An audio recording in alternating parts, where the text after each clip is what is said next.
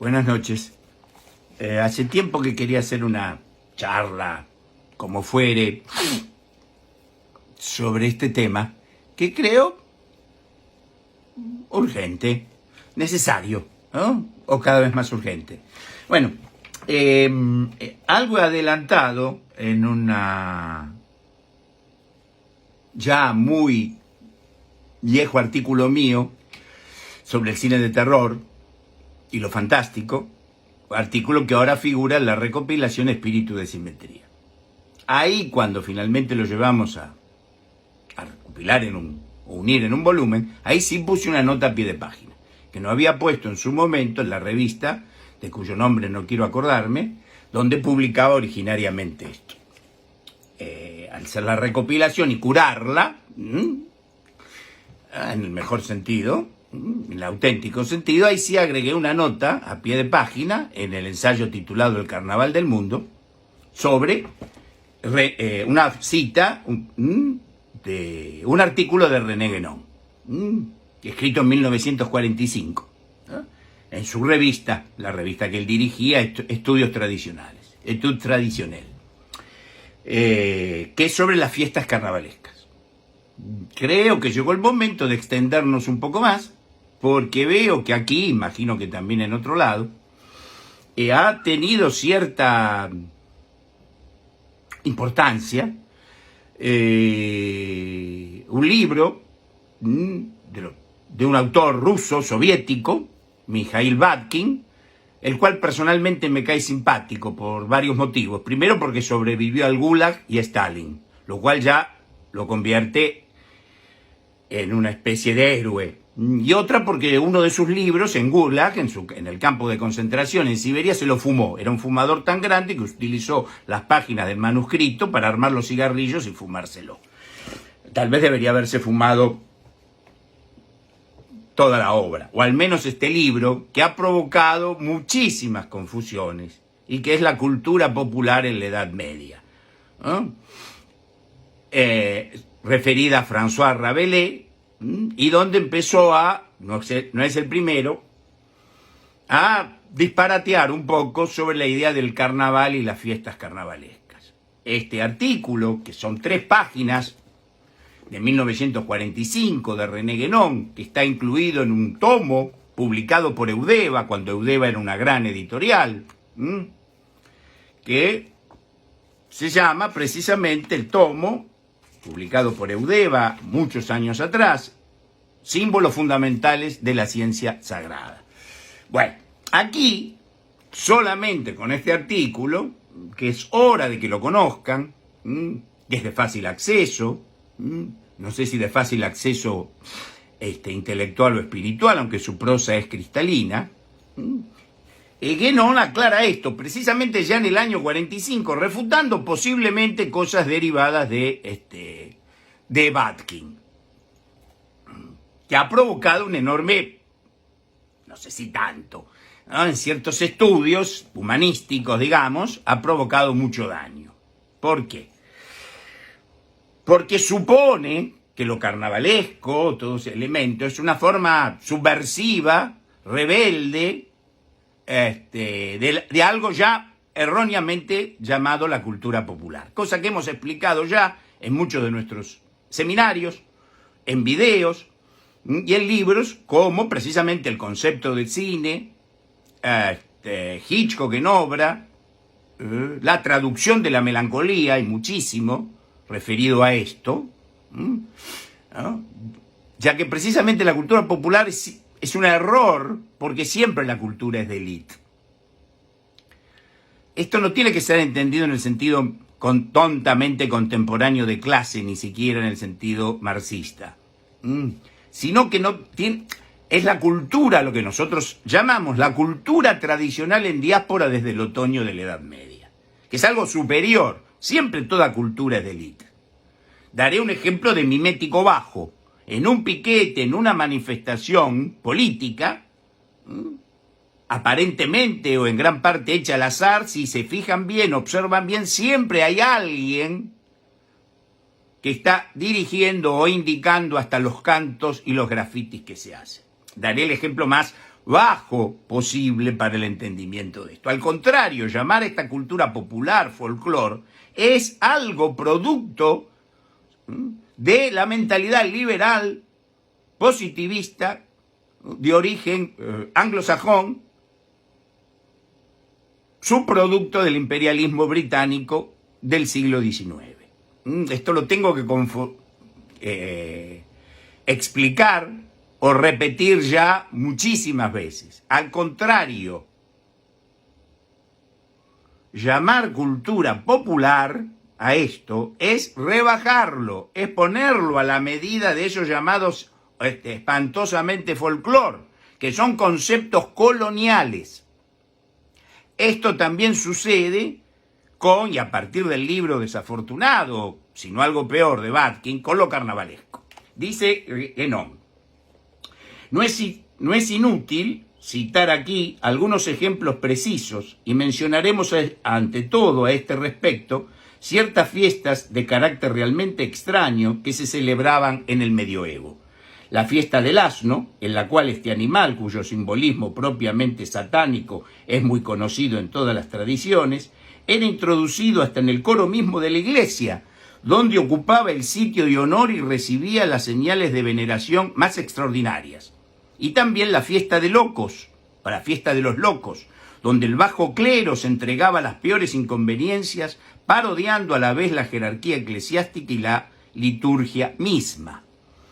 ¿Cómo es posible explicar que semejantes cosas, cuyo carácter más evidente es incontestablemente el de la parodia y aún de sacrilegio, hayan podido, en una época como esa, la mal llamada Edad Media, o sea, una época tradicional, cómo puede ser que hayan sido en esa época no solo toleradas, sino inclusive admitidas en cierto modo oficialmente? Esto no se hacía a escondidas de las autoridades eclesiásticas o de los grupos de artes y oficios, sino que eran precisamente fomentadas, esto es, ritualizadas, precisamente lo que hoy todavía vagamente se conoce como carnaval o fiestas carnavalescas. Y aquí salto un poco, unos párrafos, acá es donde Guénon dice el porqué de esto. Y precisamente en esto reside la verdadera razón de ser de tales fiestas. Se trata, en suma, de canalizar en alguna forma esas tendencias, o sea, las tendencias bajas, oscuras, siniestras, directamente satánicas, de canalizar en alguna forma esas tendencias y hacerlas lo más inofensivas posibles, dándoles ocasión de manifestarse, pero solo durante periodos muy breves y en circunstancias bien determinadas, y asignando además a esa manifestación límites estrictos que no se le permite sobrepasar. Todo eso es ritual, incluso el tiempo, la duración, la repetición intencionada, etcétera, etcétera.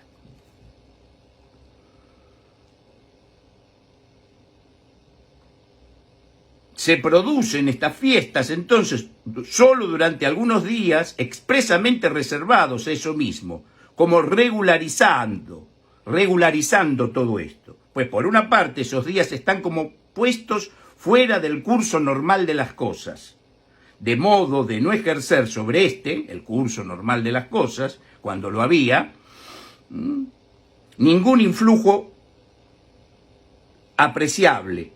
Y empero, por otra parte, el hecho de que no haya nada de imprevisto normaliza, en cierto modo, el desorden mismo y lo integra en el orden total. Esto es, para volver al libro de Batkin, esto es lo que sí aparece en François Rabelais, que por cierto era un monje, era un sacerdote.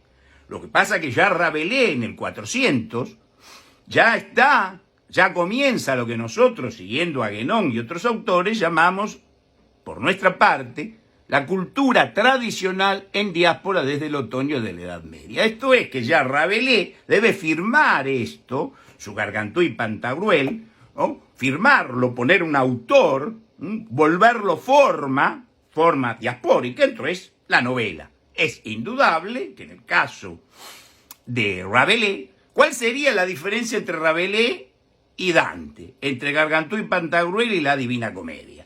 Que Dante ejerce esto dentro de un orden vertical, jerárquico, a partir de los fieles de amor, y él es su función intelectual. Ya en el 400, 500 casi, ya en el Renacimiento, y en Francia en este caso se pueden dar muchísimos otros ejemplos, por ejemplo de la pintura italiana de la época, Rabelais ya tiene que reconfigurar esto, volverlo de alguna manera para pocos, o crear una segunda lectura. Esto es crear formas modernas, como la novela. Pero no es que Rabelais participaba, sí, de un grupo rebelde, sí, si queremos, sí, de un grupo rebelde, sí, de un grupo subversivo, sí. Pero, ¿a qué? A esta, precisamente, penetración del mundo material, antitradicional, que comienza precisamente a operar y a ganar muchos puestos en el así llamado Renacimiento.